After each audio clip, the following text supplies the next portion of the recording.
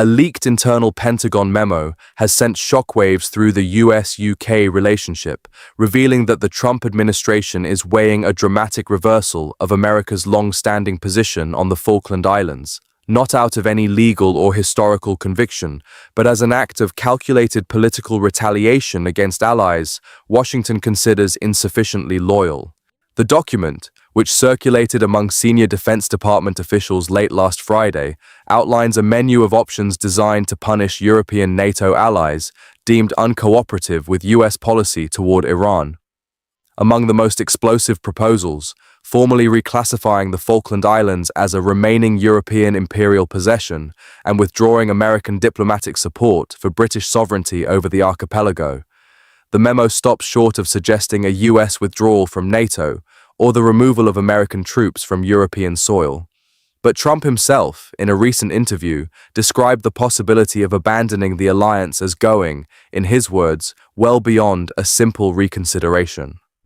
The overall picture is of an administration willing to put decades of alliance architecture on the table in service of short-term leverage.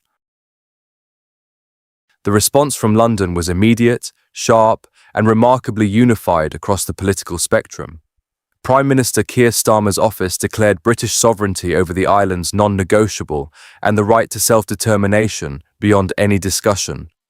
The Falkland Islands government itself responded by pointing to the 2013 referendum, in which a staggering 99.8% of islanders voted to remain a British overseas territory, one of the most lopsided democratic mandates in modern history.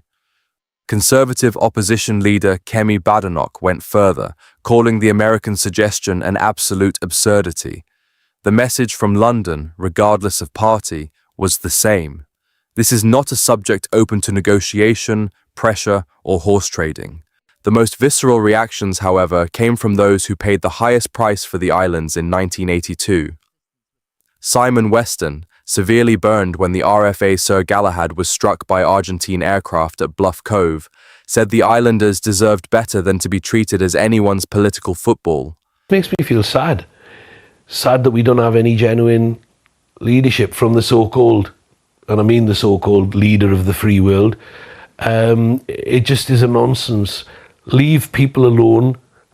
Don't make statements that are going to be detrimental to the people that you're dragging into a fight that they have absolutely nothing to do with.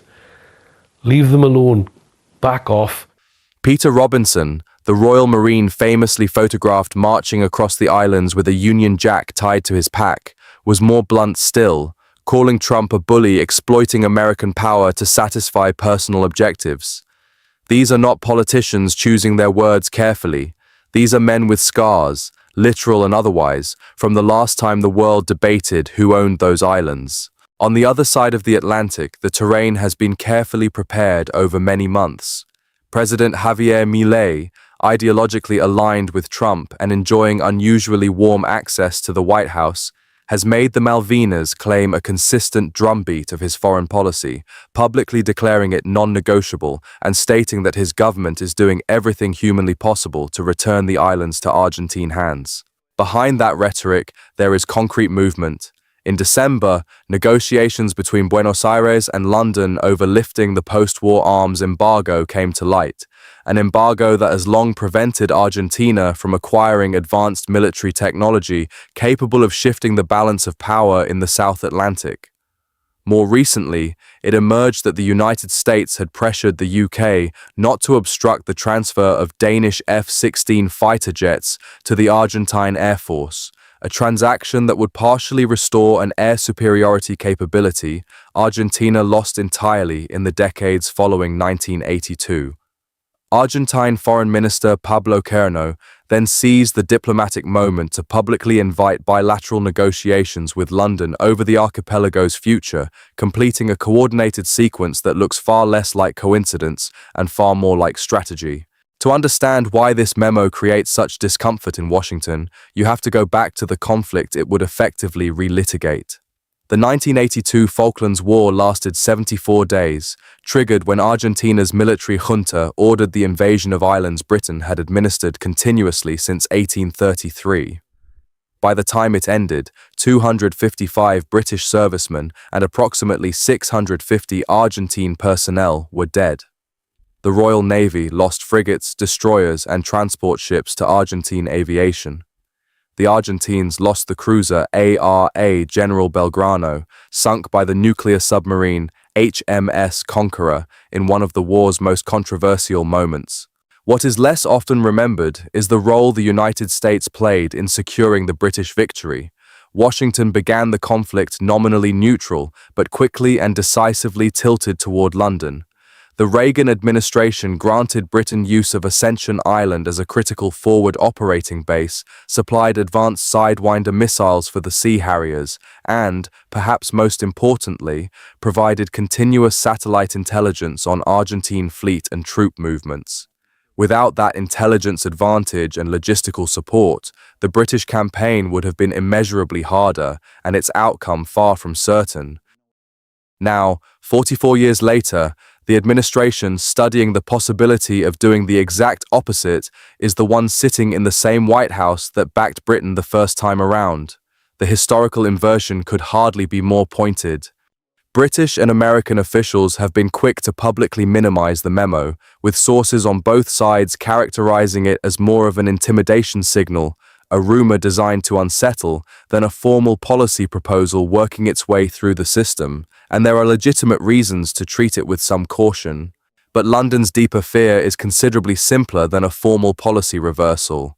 Trump doesn't need a memo to move the needle. A single social media post, one improvised comment at a press conference, a throwaway remark to a journalist, any of it would be enough to crack open a sovereignty debate that had been effectively dormant for decades, and to do so on the world stage. That prospect is particularly acute right now, with the memo surfacing just days before King Charles III's scheduled state visit to Washington, a moment that was supposed to reaffirm the warmth and durability of the special relationship.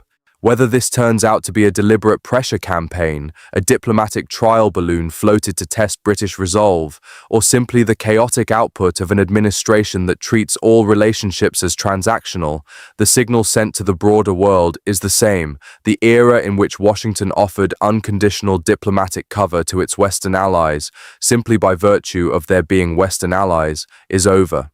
For Britain, that is a bitter pill. For Argentina, it is the most significant opening since the war ended in 1982.